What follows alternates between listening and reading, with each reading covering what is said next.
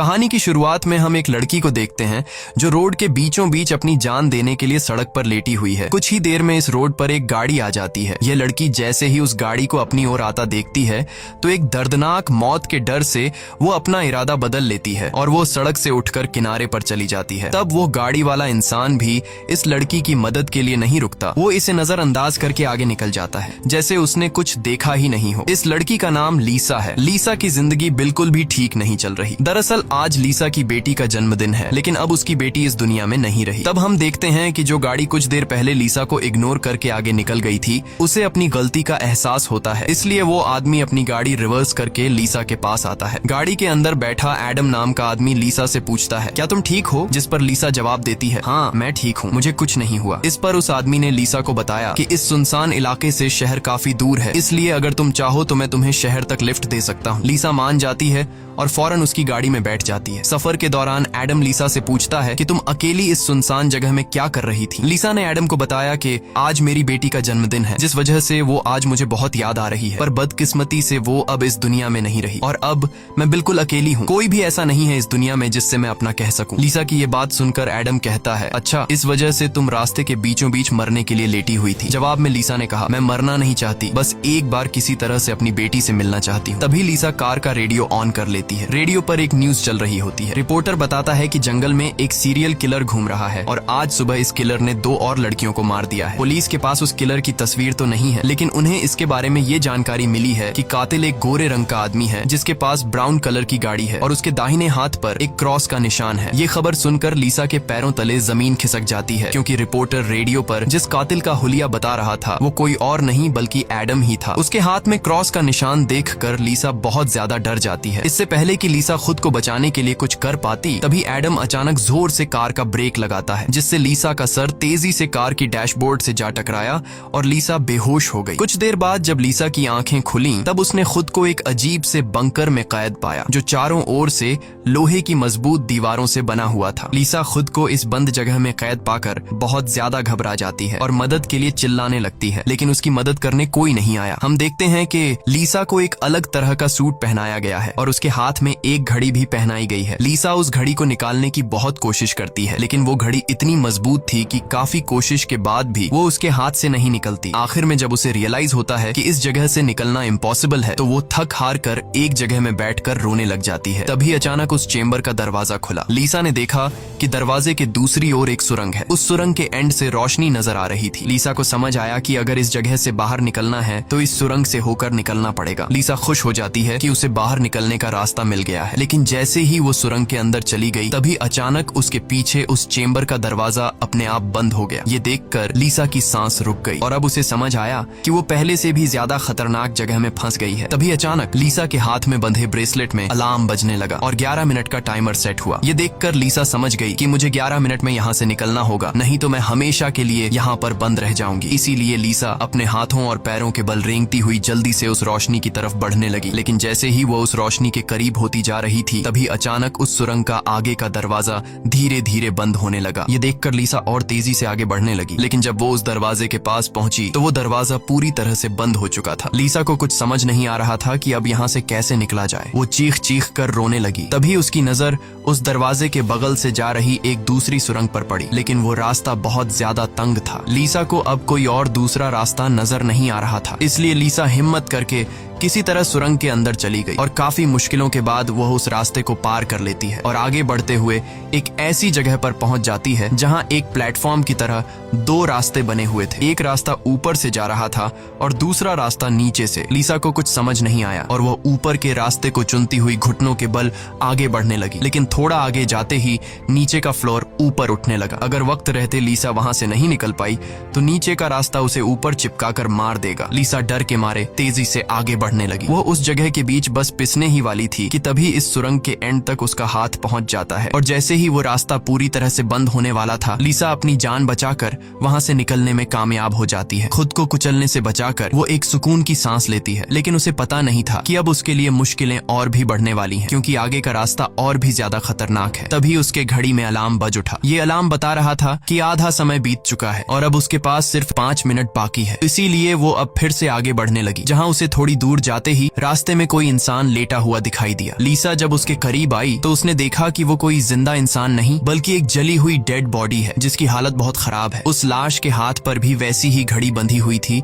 जैसी लीसा के हाथों पर बंधी थी। लीसा को समझ आ गया कि ये इंसान भी मेरी तरह इस सुरंग से निकलने की कोशिश कर रहा था, लेकिन वो यहाँ से निकलने में कामयाब नहीं हो सका और मारा गया। मतलब यहाँ से निकलना इम्पॉसिबल है। इस डेड बॉडी को देखकर लीसा की यहाँ से निकलने की बची कुची उम्मीद भी टूट गई, लेकिन उसने किसी तरह हिम्मत जुटाई और इस डेड बॉडी को साइड पर करके आगे बढ़ने लगी। जब वो घड़ी की तरफ देखती है तो उसके पास सिर्फ 2 मिनट का टाइम बचा हुआ था, इसीलिए वो और तेजी से आगे बढ़ने लगी। तभी अचानक एक मजबूत लोहे की सलाखों ने आकर उसका रास्ता रोक दिया। साथ ही उस सुरंग की दीवारों में से ढेर सारे हीटिंग पाइप निकलकर बाहर आने लगे और उस जगह को गर्म करने लगे। ये देख लीसा पूरी तरह से घबरा गई। वो समझ गई कि जल्द ही उसकी भी लाश उस जले हुए इंसान की तरह इस सुरंग में पड़ी होगी। उसे आगे क्या करना है कुछ समझ नहीं आ रहा था। तभी उसके पीछे दीवार का एक छोटा सा सेक्शन खुल गया, जिसे देख लीसा पीछे की तरफ रेंगती हुई उसके अंदर घुस गई। अगले ही पल एक कांच के दरवाजे ने इस सेक्शन को पूरी तरह से बंद कर दिया। जैसे ही लीसा के हाथ में बंधी घड़ी में टाइमर 0 पर पहुंचा, तभी उन हीटिंग पाइप से आग फुंवारे की तरह निकलने लगी और देखते ही देखते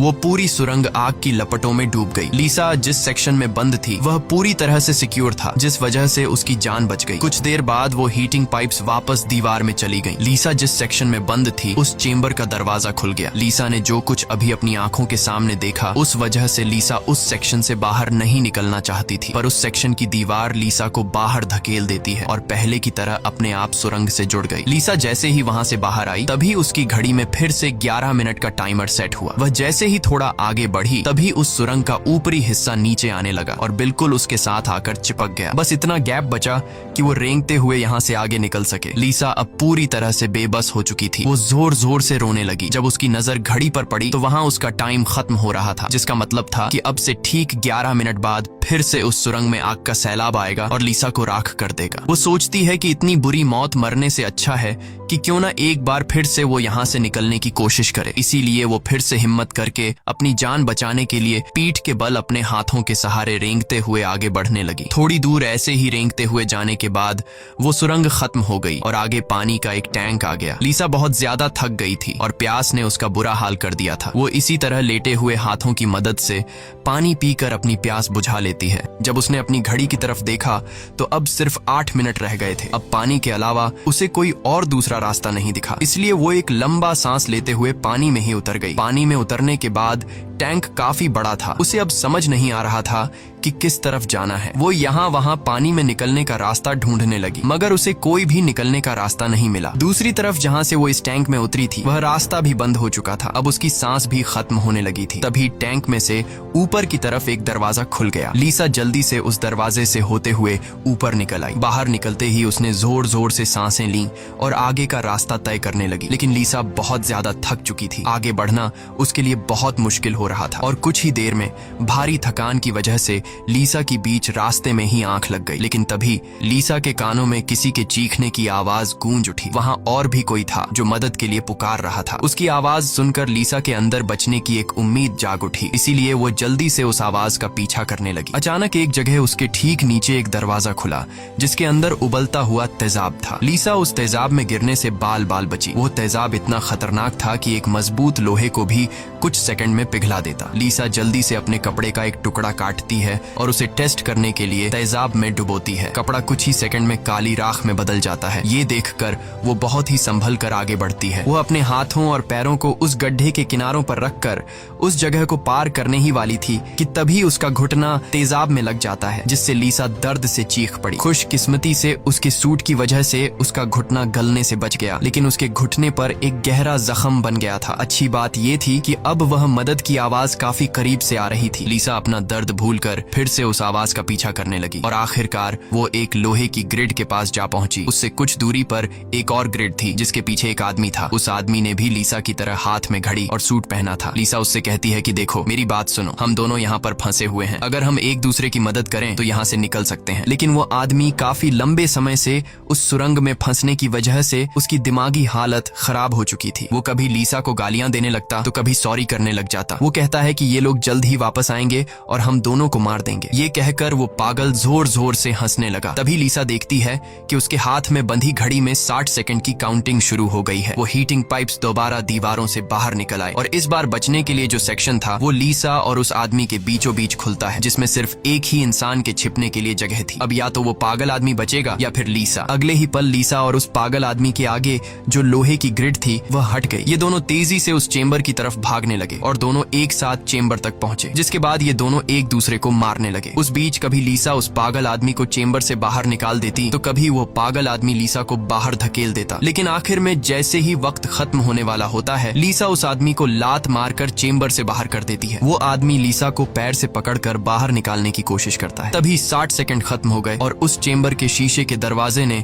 उस आदमी का हाथ काट दिया। दर्द से वो आदमी चिल्ला उठा। तभी लीसा की नजर उस आदमी के हाथ पर पड़ी जिस पर क्रॉस का टैटू बना हुआ था। उस टैटू को देखकर लीसा समझ जाती है कि ये आदमी कोई और नहीं बल्कि उसे कार में बेहोश करने वाला सीरियल किलर एडम है। अब लीसा की सारी कंफ्यूजन दूर हो गई। पहले लीसा को लग रहा था कि एडम ने इसे यहाँ कैद करके रखा है, लेकिन उसकी ये सोच गलत थी क्योंकि एडम बेचारा तो अब खुद मौत के मुंह में था। इतने में ही लीसा की घड़ी पर 11 मिनट का वक्त पूरा हो गया और उन हीटिंग पाइप्स से निकलती तेज आग ने कुछ ही सेकंड्स में एडम को राख में बदल दिया। अपनी आंखों से एडम की इतनी भयानक मौत देखकर लीसा डर के मारे कांपने लगी। कुछ देर बाद सेक्शन के अंदर एक छोटे सुरंग में से एक रोबोट आता है। वह एक बहुत ही भयानक सा स्कल था। ये रोबोट लीसा को कोई नुकसान नहीं पहुंचाता बल्कि उसके तेजाब से जले हुए घुटने को ठीक कर देता है। लीसा ने उससे पूछा कि वो कौन है और उसे यहाँ क्यों लेकर आया है। जवाब में उस रोबोट के मुंह से एक टूल निकलता है और वो टूल लीसा के सूट के साथ कनेक्ट हो जाता है। उस टूल की मदद से लीसा को फ्लैशबैक की सारी बातें याद आने लगती हैं, जब वो कार में एडम के साथ थी और उसे एडम की सच्चाई का पता चलने पर एडम की उसके साथ झड़प हो गई थी। उस दौरान एडम ने लीसा पर चाकू से सीने पर वार किया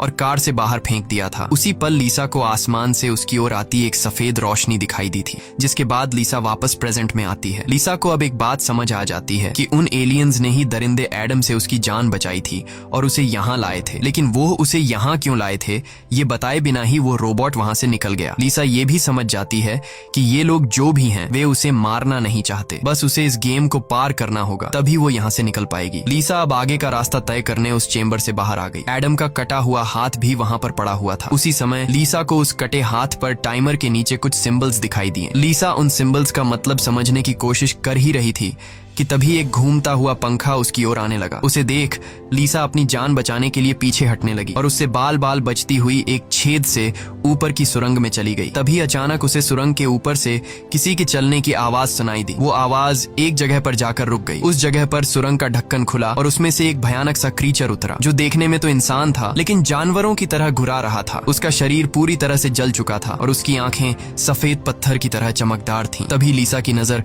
उसके कटे हुए हाथ की तरफ गई। उसका कटा हुआ हाथ देखकर लीसा समझ गई कि वो कोई और नहीं बल्कि एडम है, जो जलने के बाद एक राक्षस में बदल चुका है। अब वो लीसा को मारना चाहता था। एडम की आंखें जल गई थीं, इस वजह से वह लीसा को देख तो नहीं सकता था पर वो सुन सकता था। लीसा चुपचाप धीरे धीरे आगे बढ़ने लगती है, लेकिन तभी उसकी घड़ी के फर्श पर टकराने से एक हल्की सी आवाज गूंज उठी, जिससे एडम को उसकी भनक लग गई और तेजी से लीसा को मारने के लिए उसके पीछे आने लगा। लीसा उसके हाथ लगने ही वाली थी कि तभी लीसा एक पतली सुरंग से उस पार चली गई। एडम को कुछ नजर न आने की वजह से वह उस जगह को पार नहीं कर पाया। लीसा उस सुरंग से आगे बढ़ती हुई एक ऐसी जगह पर पहुंची जहां उसके पास आगे जाने के लिए 2 रास्ते थे। लीसा को कुछ समझ नहीं आ रहा था कि किस रास्ते को चुनना चाहिए। वह बहुत सोचने के बाद जब उसे कुछ समझ नहीं आता तो वह एक अंदाजे से लेफ्ट वाले सुरंग में घुस जाती है। सुरंग के बाहर एक कमरा था जिसकी चारों ओर कांच की दीवारें थीं। उन दीवारों पर लीसा को उसके पैदा होने से लेकर अपनी बेटी को जन्म देने तक की सारी यादें दिखाई दे रही थीं। वहां लीसा ने यह भी देखा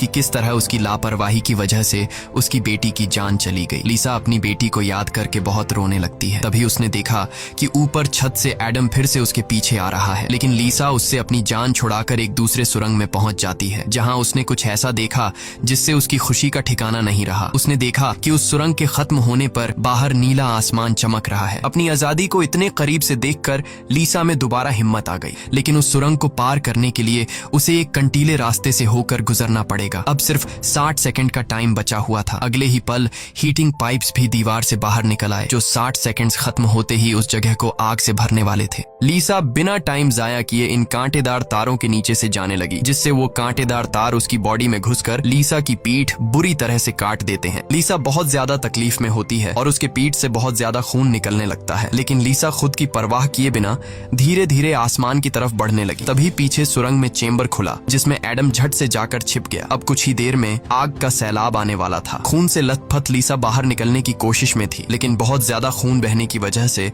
अब आगे बढ़ना उसे मुश्किल हो रहा था। उसकी आंखें धुंधली हो रही थीं। तभी 60 सेकंड्स खत्म हो गए और अगले ही पल वहां आग बरसनी शुरू हुई। उससे पहले कि वो आग का सैलाब लीसा को भी अपनी चपेट में लेता, लीसा के ठीक नीचे एक द्वार खुला और वो नीचे एक चेंबर में जा गिरी और बेहोश हो गई। थोड़ी देर बाद जब लीसा की आंख खुली तो उसने देखा कि वो फिर से उसी जगह पर आ गई है जहां से उसने बढ़ना शुरू किया था। यानी अब तक उसने जितनी भी मेहनत की यहाँ से निकलने की, वो सारी जाया चली गई। ये देखकर लीसा अब पूरी तरह से टूट चुकी थी। तभी वो रोबोट उसकी मरहम पट्टी के लिए दोबारा आ जाता है। लीसा ने उसे मरहम पट्टी करने से रोका, क्योंकि वो दोबारा ये सब दोहराने के लिए तैयार नहीं थी। उसने रोबोट से कहा कि वो अब सिर्फ मरना चाहती है। उस रोबोट ने लीसा की बात मान ली और उसके मुंह से एक इंजेक्शन निकलकर लीसा के शरीर की तरफ बढ़ने लगा। तभी लीसा को एडम के हाथ पर बने हुए निशान याद आ गए। वो समझ गई कि जरूर वो निशान यहाँ से बाहर निकलने का रास्ता बताते हैं, इसलिए वो अपने खून से दीवार पर एडम के हाथ पर बने हुए निशान बनाने लगी, जिसे काफी गौर से देखने के बाद लीसा को पता लगा कि ये तो एरो है जो यहाँ से निकलने की डायरेक्शन बताते हैं। जैसे कि पहला एरो लेफ्ट साइड की तरफ मुड़ा हुआ था, जिसका मतलब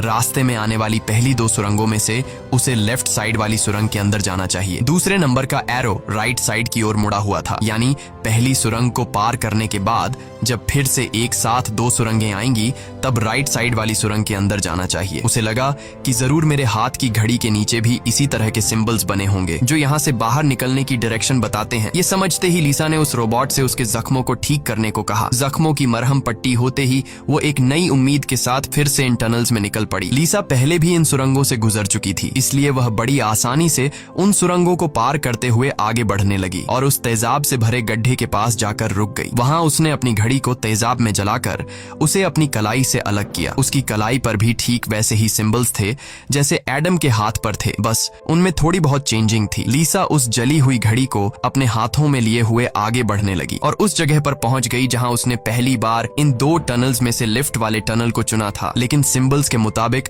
सही सुरंग राइट वाली है। वो जल्दी से राइट वाली सुरंग में चली गई, जहां आगे जाकर उसे 2 और सुरंगें मिली जिनमें सही सुरंग लेफ्ट वाली थी। इसी तरह लीसा अपने हाथ पर बने निशान की मदद से हर बार सही रास्ता चुनकर आगे बढ़ रही थी, लेकिन तभी एक बार फिर से एडम उसके पीछे पड़ गया। यहाँ लीसा समझदारी से काम लेते हुए एडम को गुमराह करने के लिए एक सुरंग के अंदर अपनी घड़ी फेंक दी और खुद दूसरी सुरंग में छिपकर बैठ गई। एडम घड़ी की आवाज का पीछा करते करते दूसरी सुरंग में घुस गया। एडम के जाते ही जब लीसा ने अपनी कलाई पर बने सिंबल्स चेक किए तो उसे पता चला कि उसने एडम को जिस सुरंग में भेजा था वही सही सुरंग थी। ये देखकर लीसा बहुत ज्यादा परेशान हो गई। अब लीसा के पास कोई दूसरा रास्ता नहीं था, इसलिए वो धीरे से एडम जिस टनल में था वो भी उस टनल में घुस गई। ये टनल काफी अजीब सा था। ऐसा लग रहा था कि ये टनल जैसे किसी बड़े जानवर का पेट हो। लीसा धीरे धीरे आगे बढ़ने लगी। थोड़ा सा आगे जाकर उसने देखा कि उसकी घड़ी सामने पड़ी हुई है, लेकिन एडम भी वहाँ पर मौजूद है। एडम अब चूंकि देख नहीं सकता था, इसलिए लीसा चुपके से उस घड़ी को उठा लेती है, पर तभी घड़ी में 60 सेकंड्स बचे होने का अलार्म बजने लगा, जिसकी आवाज से एडम को लीसा की भनक लग गई। वह दोबारा लीसा का पीछा करने लगा। उससे बचने के लिए लीसा जिस रास्ते से आई थी उसी रास्ते से वापस भागने लगी। उस वक्त लीसा की घड़ी में 60 सेकंड्स का काउंटिंग शुरू हो चुका था और सुरंग से हीटिंग पाइप्स भी निकल आए थे। साथ ही सुरंग में बचाव चेंबर भी खुल चुका था। लीसा जल्दी से उस चेंबर में जाकर छिप गई। एडम भी वहां तक पहुंच जाता है, लेकिन अब काफी देर हो चुकी थी क्योंकि उस चेंबर को शीशे के दरवाजे ने बंद कर दिया था। यहाँ लीसा एडम को चिढ़ाने के लिए उसे मिडिल फिंगर दिखाती है, पर बदकिस्मती से इस बार आग बरसाने वाले हीटिंग ट्यूब्स आग बरसाए बिना ही अंदर चले गए, जिसके बाद चेंबर का दरवाजा भी खुल गया और अगले ही पल एडम लीसा पर टूट पड़ा। लीसा भी खुद को बचाने के लिए एडम से लड़ पड़ी और उस शैतान के सर को अपने पैरों से दबाने लगी। पीछे से चेंबर की दीवार भी लीसा को आगे की तरफ धकेलने लगा, जिससे उस शैतान एडम का सर कुचल गया और फाइनली लीसा को एडम से छुटकारा मिल चल गया। लीसा अब अपने रास्ते पर आगे बढ़ने लगी, जहाँ आगे चलकर उसे वापस दो रास्ते मिले। उसकी कलाई पर बने सिंबल्स के मुताबिक उसे राइट वाले सुरंग से जाना था और ये उस भूल भुलैया की आखिरी सुरंग थी। लेकिन तभी लेफ्ट वाली सुरंग से एक लड़की बाहर निकल आई। उसे देख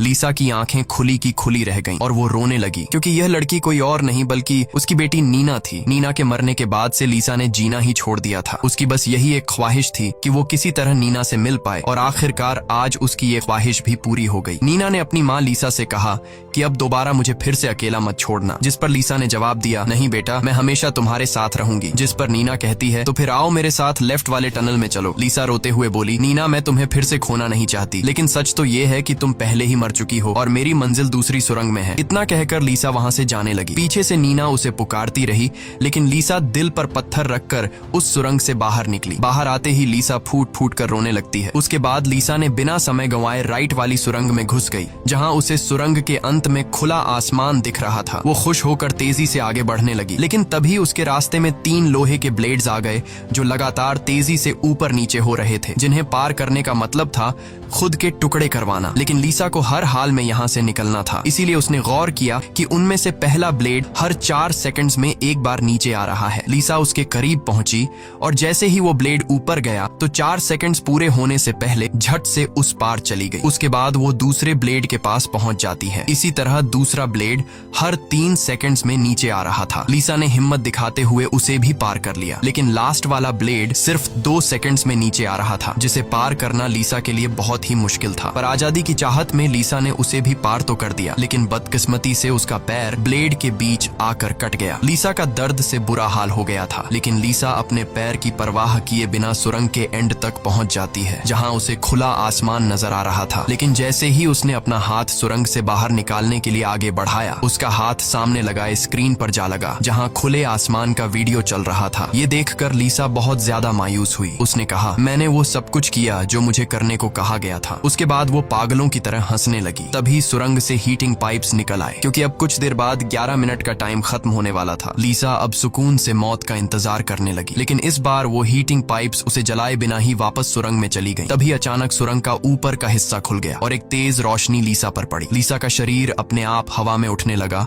और उस रोशनी में समा गया। थोड़ी देर बाद जब लीसा की आंख खुली तो उसने खुद को एक झरने के किनारे पाया, जिसे देख लीसा के चेहरे पर मुस्कान वापस लौट आई। वहाँ पर नीना भी मौजूद थी। लीसा ने नीना से पूछा, क्या मैं मर चुकी हूँ? इस पर नीना ने कहा, तुम्हारा शरीर एक बार नहीं बल्कि अब तक कई बार मर चुका है। लीसा ने फिर से पूछा कि अब यहाँ मुझे क्या करना है? जिस पर नीना ने जवाब दिया, यहाँ तुम्हें बस जीना है और कुछ नहीं करना। यहाँ हमें पता चलता है कि जिस जगह पर लीसा अब मौजूद थी वो जगह दुनिया नहीं बल्कि कुछ और ही थी और किसी स्वर्ग की तरह खूबसूरत थी। इस फिल्म की शॉर्टकट एक्सप्लेनेशन ये है कि लीसा जब एडम के साथ कार में सफर कर रही थी, तब एडम ने लीसा पर चाकू से वार करके उसे मार दिया, जिसके बाद वह सीधा नरक पहुंची। वहाँ उसके पाप धुल गए और एंड में वह स्वर्ग जा पहुंची। इसी के साथ ये कहानी खत्म हो जाती है। अगर वीडियो आपको अच्छी लगी हो तो हमारे चैनल को सब्सक्राइब और वीडियो को लाइक कीजिए।